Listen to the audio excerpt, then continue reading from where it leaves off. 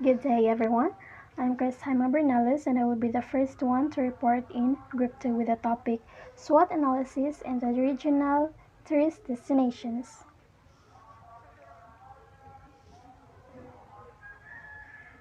The following objectives for this topic is the first one to help organizations develop a full awareness of all the factors involved in making a business decision, to establish a reliable diagnosis of the internal potential shown by a tourism destination and its environment, and lastly, to analyze the overall strategic position of a tourist destination.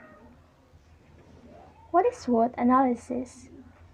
SWOT analysis is a method for assessing the system's strengths, weaknesses, opportunities, and threats. These words make up the SWOT acronym.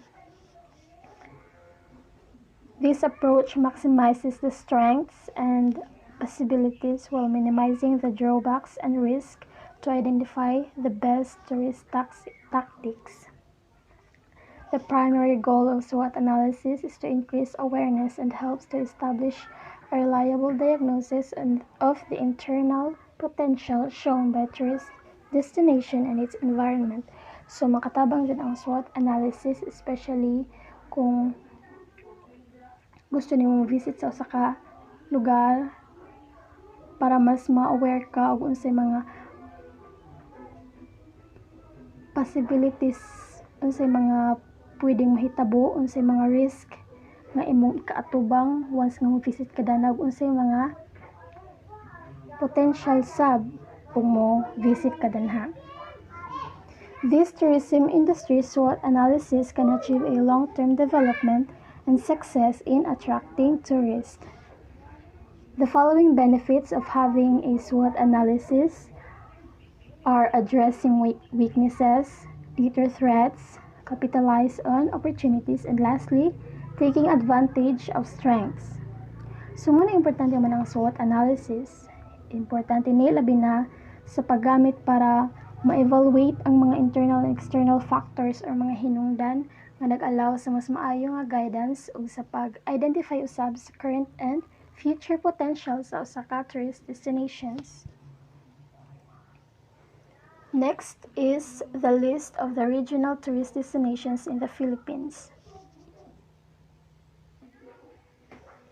So as we all know, there are a total of 17 regions in the country, and we're going to discuss to you the SWOT analysis of each of these regions. The first region is the National Capital Region, Cordillera Administrative Region, Ilocos Region, Cagayan Valley, Central Luzon, Calabarzon, Mimaropa, Bicol Region, Western Visayas, Central Visayas, Eastern Visayas, Zamboanga Peninsula, Northern Mindanao, Davao Region, Soxargen, Caraga Region, and lastly, Bangsamoro Autonomous Region in Muslim Mindanao.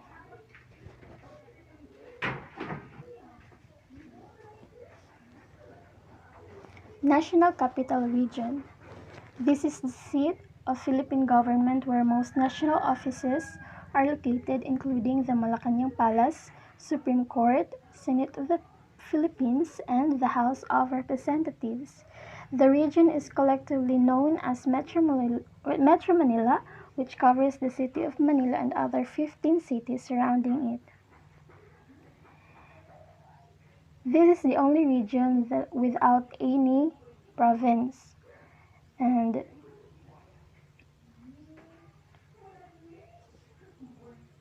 the following SWOT analysis: strengths, 93% literacy, 100% urbanized area, education of 97%, and the second highest in the country. Has international airports and is considered the primary gateway. As the main gateway to the Philippines, many destinations, volume of tourists are rising continuously. Metro Manila is also called the Rome of the East, has the most number of tourist facilities and services in the country. Strategic partnerships are also established. Weaknesses: only 4.43% of remaining forest covers, lack of security, and overpopulated. So Since si man maoy primary gateway, most sa mga factories, establishments na dyan allocate. So ang mga gikan sa province mo langyaw jud danas Manila mo dayo sa Manila para makita mga job opportunities. So as a result, overpopulating jud si Jaden. Since si man maoy kuan pod capital sa Philippines, so more buildings then less na ang forest covers niya. Opportunities, more social and institutional facilities. So nga itong giingon nga, since si man mao'y capital, then primary gateway pod sa Philippines, so more on facilities siya. Modern infrastructures are being built to address the traffic problem and urbanized area and more job opportunities. The threats, high level of pollution, high crime rates, poor sanitation which may cause highly infectious diseases like dengue, cholera, and hepatitis, floods, typhoons, and overpopulated. So these are the images of the tourist destinations in the region. The Rizal Park, located in Malate, Manila, the Fort Santiago, the San Agustin Church is one in the UNESCO World Heritage, the Manila Cathedral that has survived earthquakes and conquest for more than 400 years now.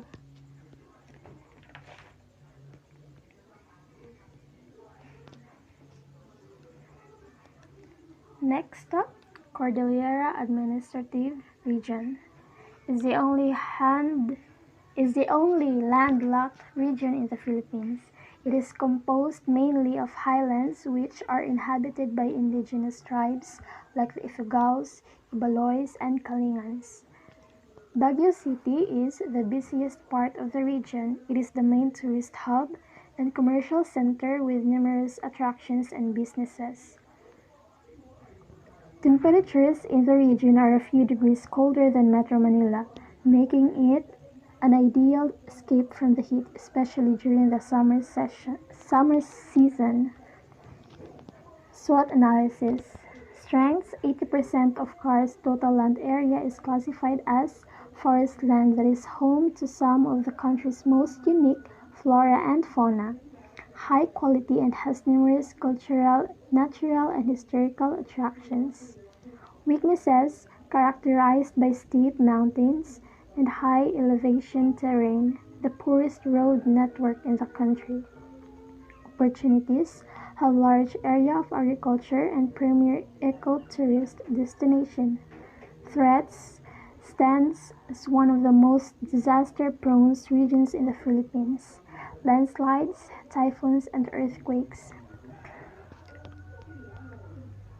So, as we all know that Philippines is located along the typhoon belt in the Pacific. So, prone gud ta sa mga bagyo. Then, the Philippines is visited by an average of 20 typhoons every year, then 5 of which are destructive. Examples of this is the Yolanda and Odette. Being situated in the Pacific Ring of Fire makes it vulnerable to frequent earthquakes and volcanic eruptions. So kanang na sud man sa Pacific Ring of Fire, so expected jud na nga mas daghan tag experience og mga linog, then mas daghan pud ta og volcanic eruptions. Its geographical location and physical environment also contributes to its high susceptibility to tsunamis, sea level rise, storm surges, landslides, flash floods, and flooding. So these are the images of the tourist attractions in the Cordillera Administrative Region. The Banawe Rice Terraces, the Sagada, Burnham Park, and Count John Hay. Next up, Ilocos region. Located on the northwestern coast, the Ilocos region faces the South China Sea to its west and the Cordilleras to its east. It has four provinces: Pangasinan, La Union, Ilocos Sur, and Ilocos Norte. Ilocos is known as the home of the affluent Marcoses, whose patriarch became the only dictator president of the Philippines. Much attention has been brought to the Ilocos region due to the recent efforts of the tourism department to promote its natural and man-made attractions. SWOT analysis. Strengths has numerous cultural and historical attractions, generally good roads that provide easy access to major cities and destinations. Weaknesses, located a great distance from NCR. Opportunities, tourist attractions are being developed. All the component provinces are part of North Quad area. North Quad area, also known as the North Luzon Growth Quadrangle area, is focusing on improving the growth area's infrastructure base, like roads and bridges, airports, and seaports. Threats: earthquake-prone area, high level of salt intrusion in many parts of coastal region. So these are the following images of the tourist attractions in the region: the Bangi windmills, the Kapurpurawan rock formations, the Paway Church, one of the UNESCO World Heritage located in Ilocos, and the Calle Crisologo.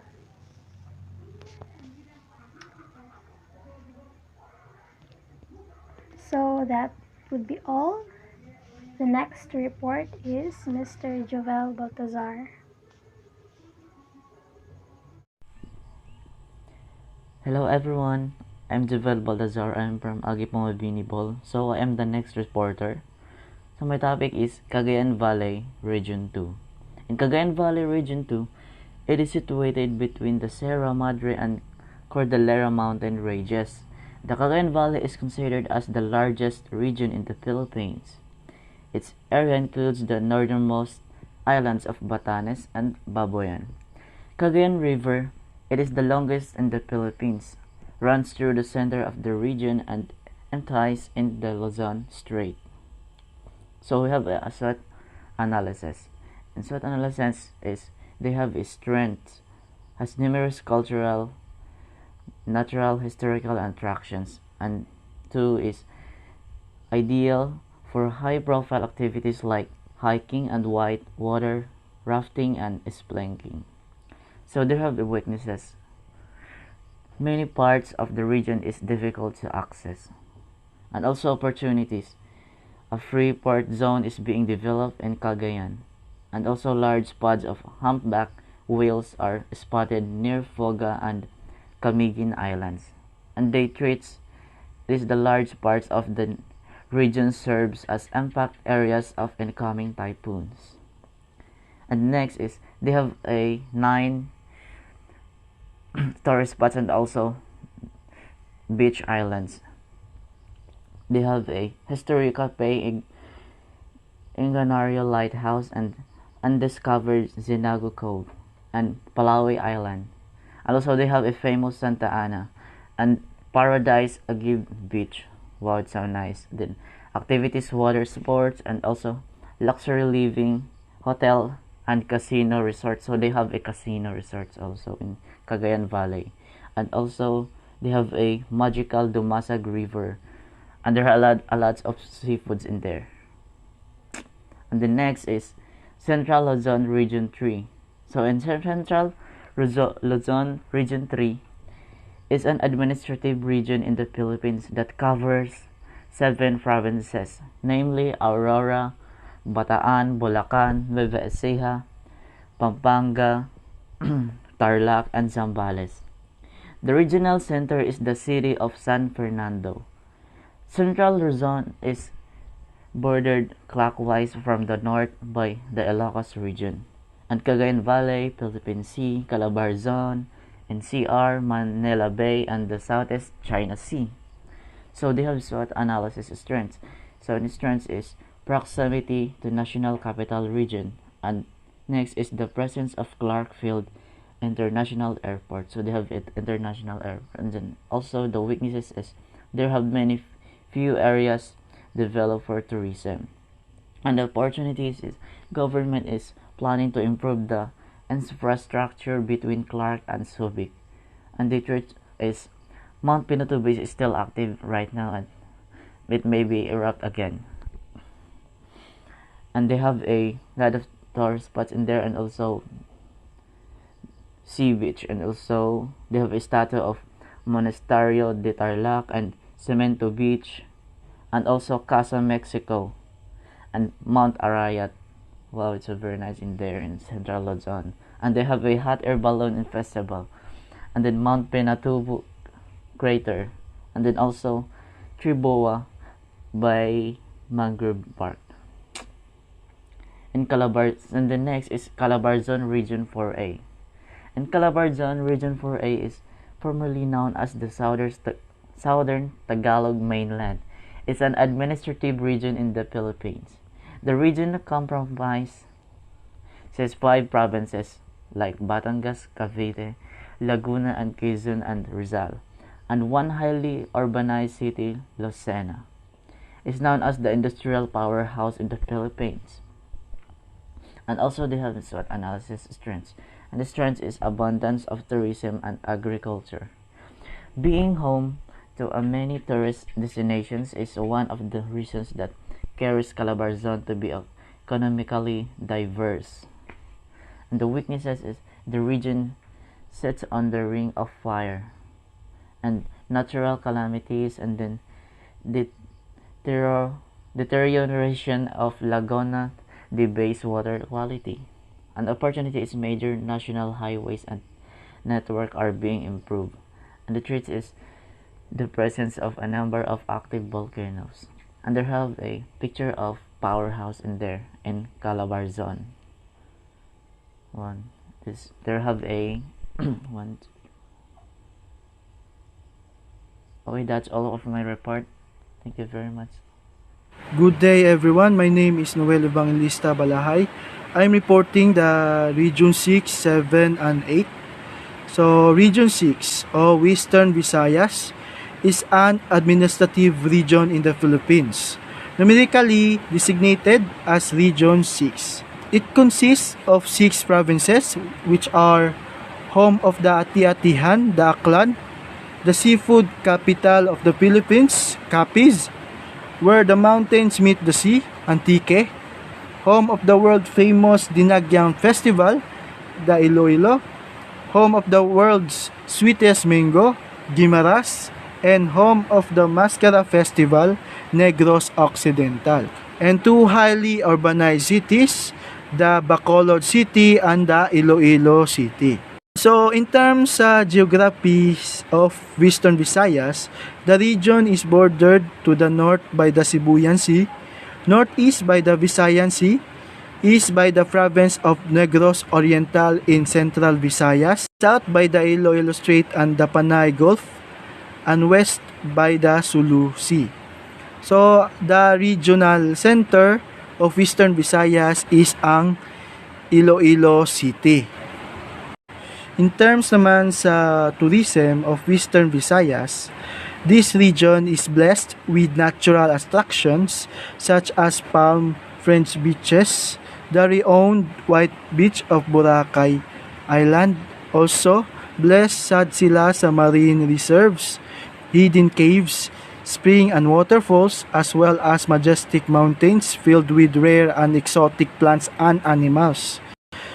It is also rich in cultural heritage, sites from the colonial houses to the Baroque churches found all over the cities and municipalities in the region. It is home to the country's famous festival like the Ati-Atihan Festival of the Kalibo Aklan, and Dinagyan Festival of Iloilo City in Iloilo. So, about naman sa SWOT analysis of Western Visayas, sa strength, 94% of employment rate, and gross regional domestic product annual average of 5.9%. The mining and quarrying subsector registered the highest average annual growth of 17.2% from 2004 to 2009. So, daghan ang employment rate nila bahin sa mining and quarrying and also the tourist spots nila and destination. So, in terms naman sa weaknesses, tourism campaigns haven't been successful. 23.8% poverty incidence. And firms that retrench or shut down, number of employees effective increased by 32%. So daghan sigurong mga mining or quarry ipang close kay basig dili registered or mga illegal.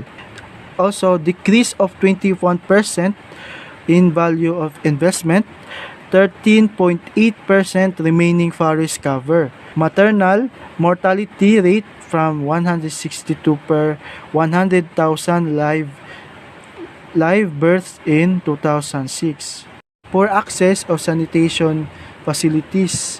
Bukid pa man, lagyo ang mga facilities like hospitals, center, nagali center, pero wala lagi mga doctors or mga nurse. In opportunities, growth in tourism industry, increased number of tourists coming to the country. Kay sikat naman ang Boracay, daghang mga tourists ang mo anhi para mo bakasyon.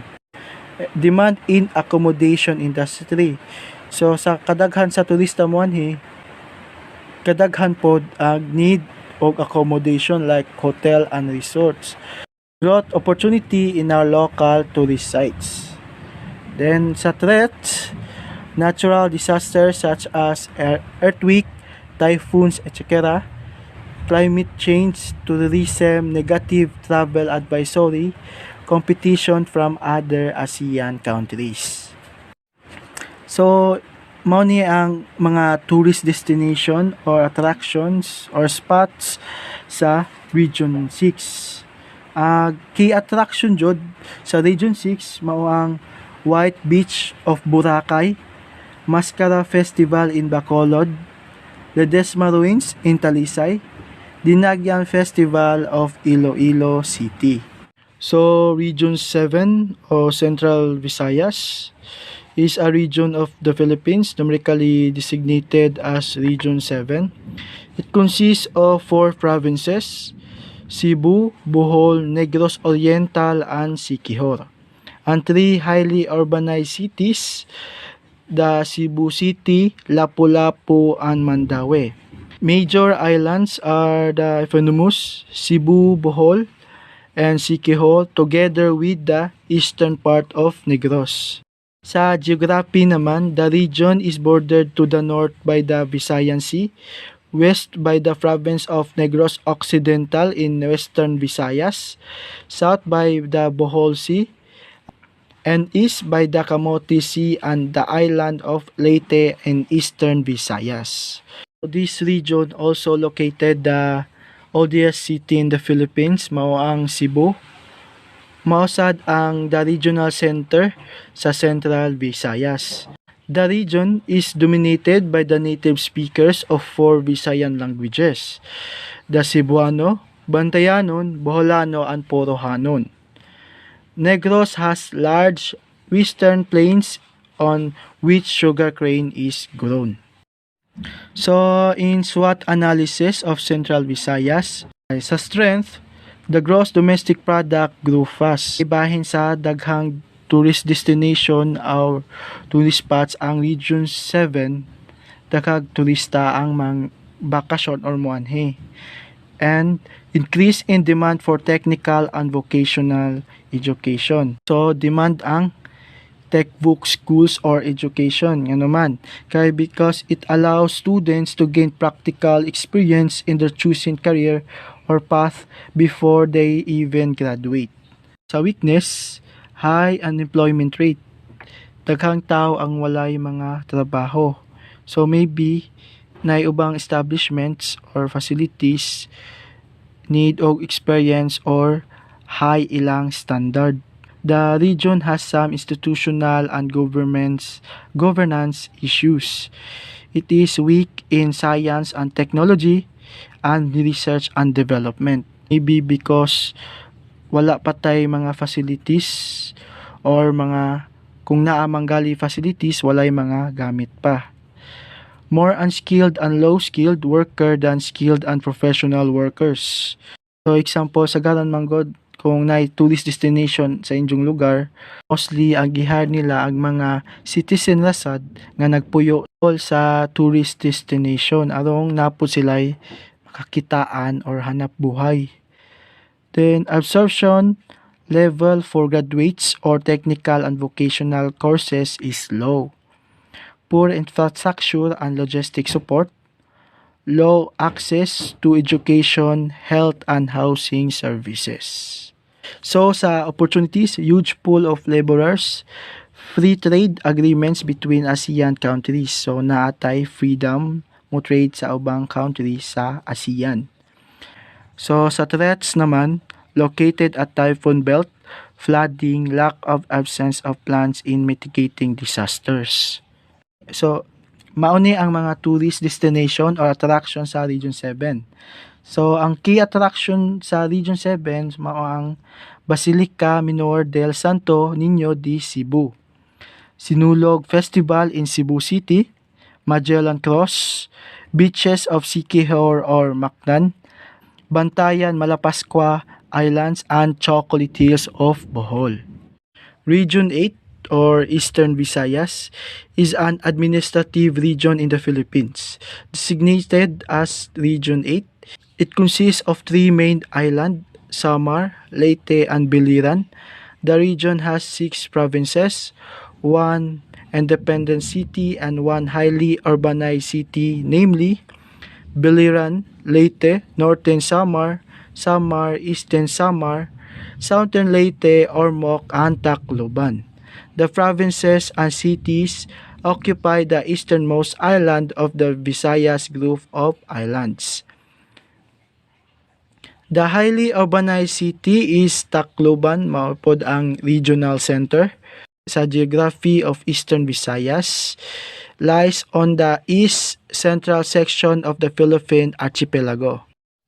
So sa SWOT analysis sa Eastern Visayas, sa strength, 66.6% labor force participation rate, and 94.7% employment rate. So daghan ang trabahante nila, mga trabahador sa ilahang region.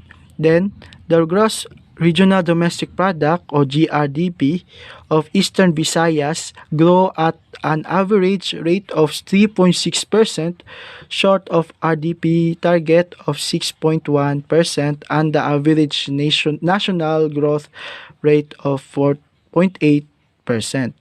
So sa weaknesses, labor force population at 1.7 million.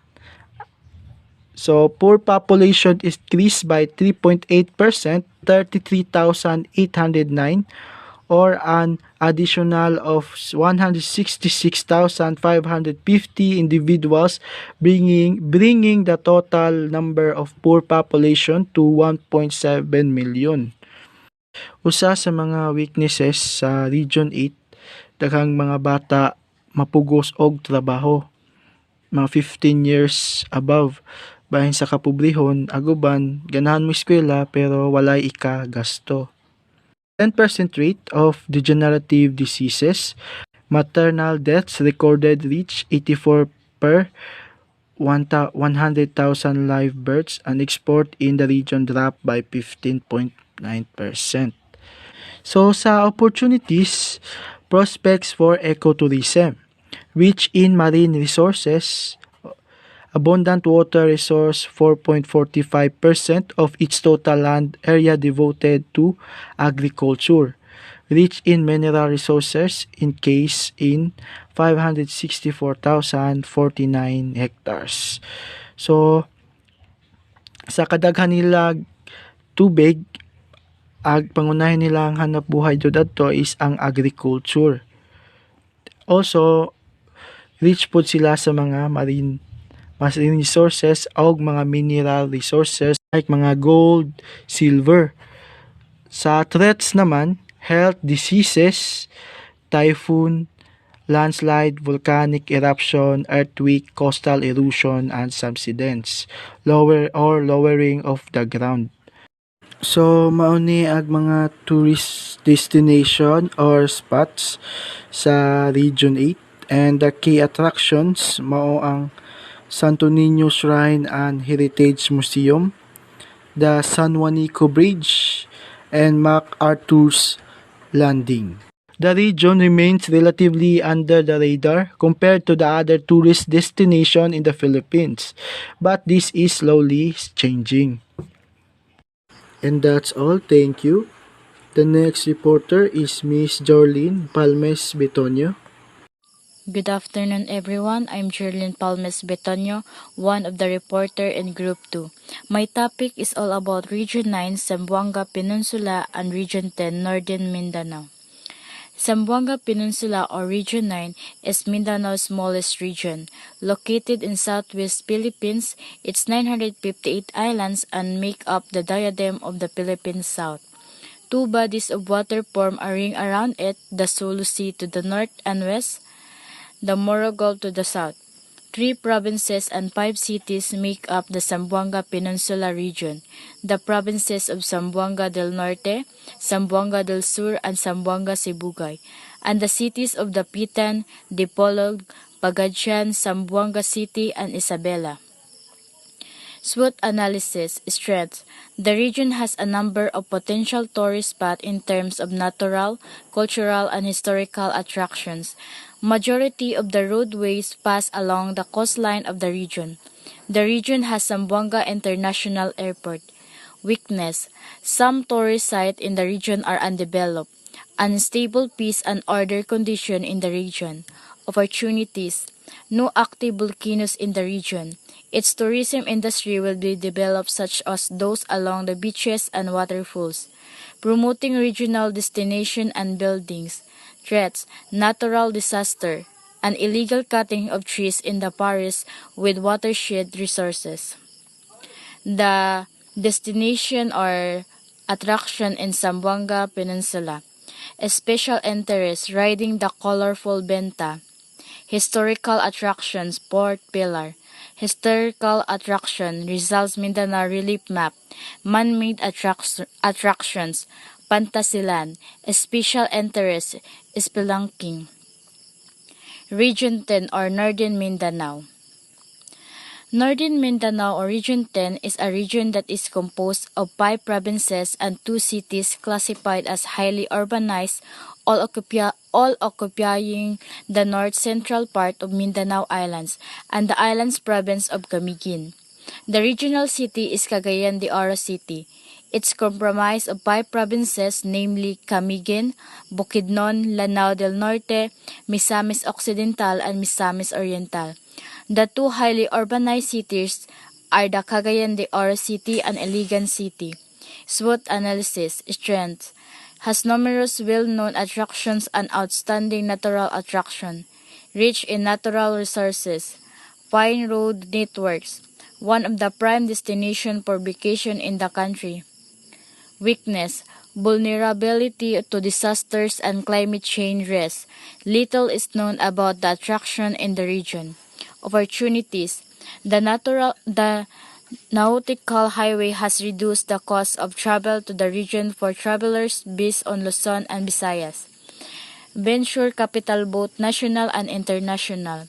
There is booming growth of industries in the region. Threats, peace and order concern from other regions might spill over the Region 10. Increased number of informal settlers. So these are the destination or attractions in Region 10.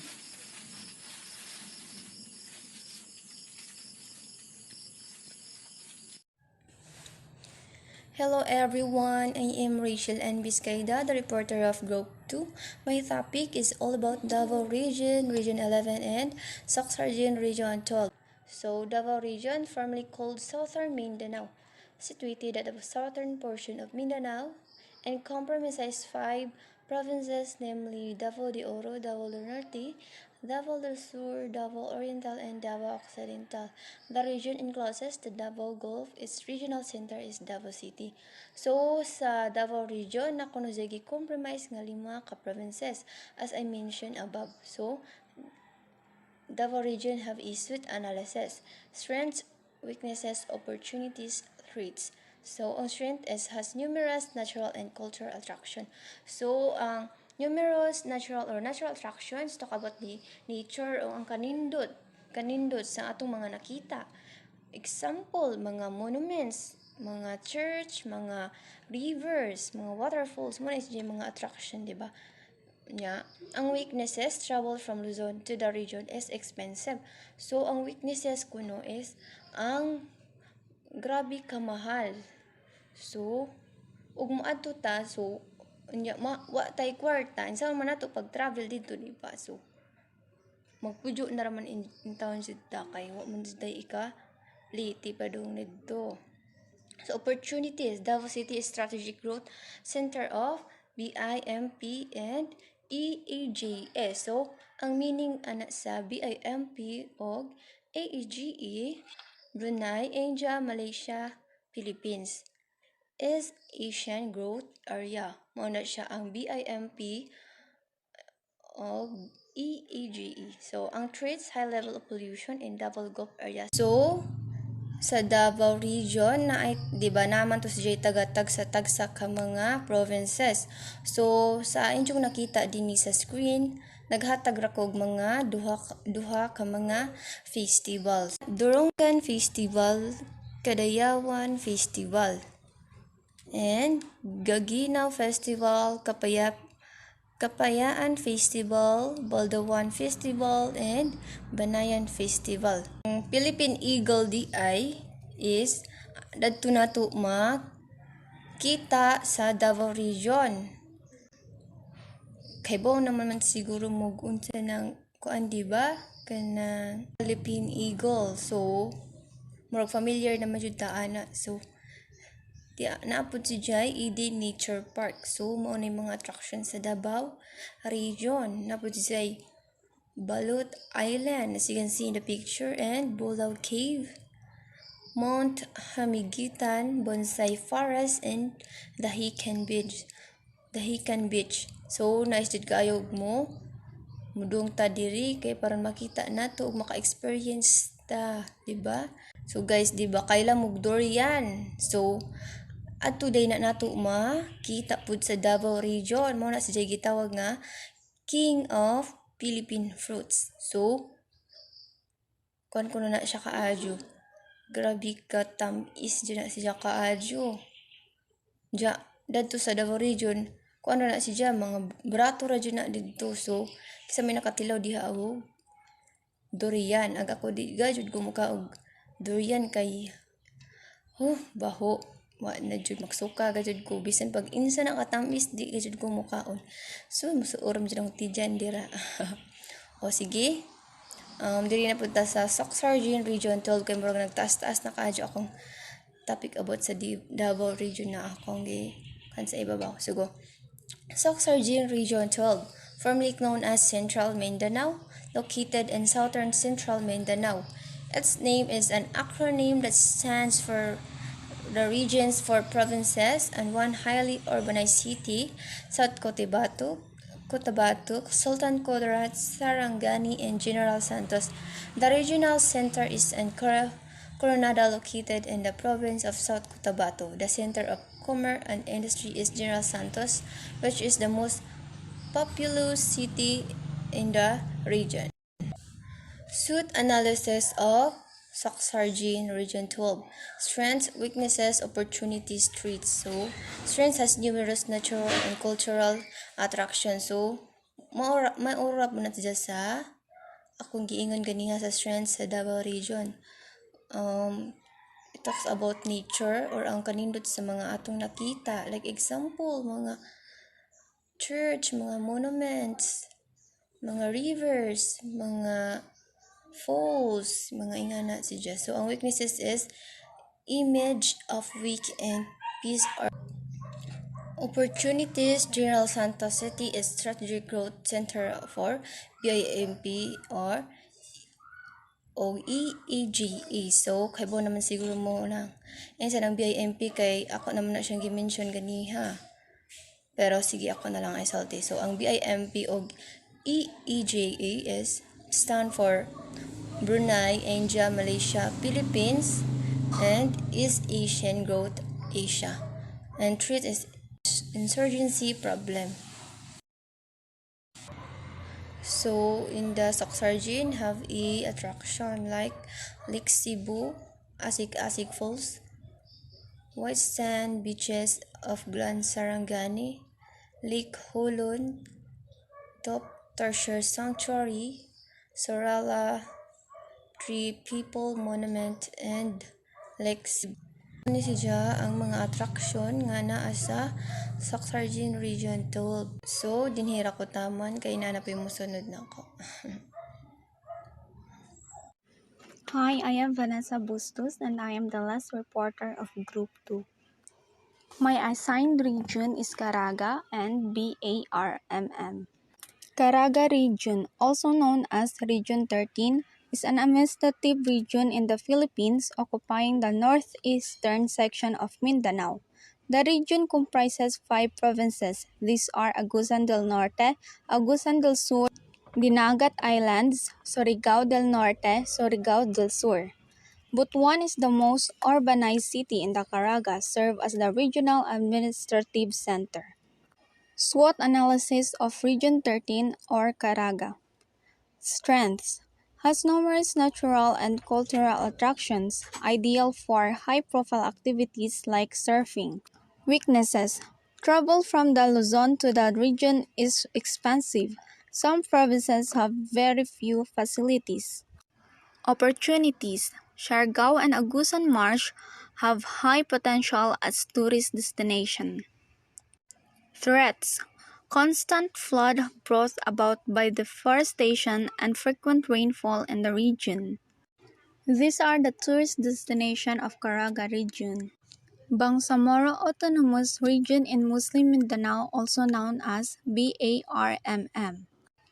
BARMM is an administrative region in the Philippines, grouped under Mindanao Island Group. It covers 5 provinces, namely Basilan, Lanao del Sur, Maguindanao, Sulu, and Tawi-Tawi. The regional center is the city of Cotabato. SWOT analysis of BARMM. Strengths: has numerous natural and cultural attractions. Weaknesses: many parts of the region are difficult to access. Much of the region is underdeveloped. Opportunities: the area can be greatly benefit from Bimpuega. Bimpuega means Brunei Darussalam, Indonesia, Malaysia, Philippines, East Asian Growth Area. It's an cooperation initiative established in 1994 to support development in remote and less developed areas in the 4 participating Southeast Asian countries. Threats: political instability and a delicate peace and order situation. These are the tourist destinations of BARMM. So before we end our presentation, let us leave a quotation by Lao Tzu. The journey of 1,000 miles begins with a single step. That's all, everyone. Thank you.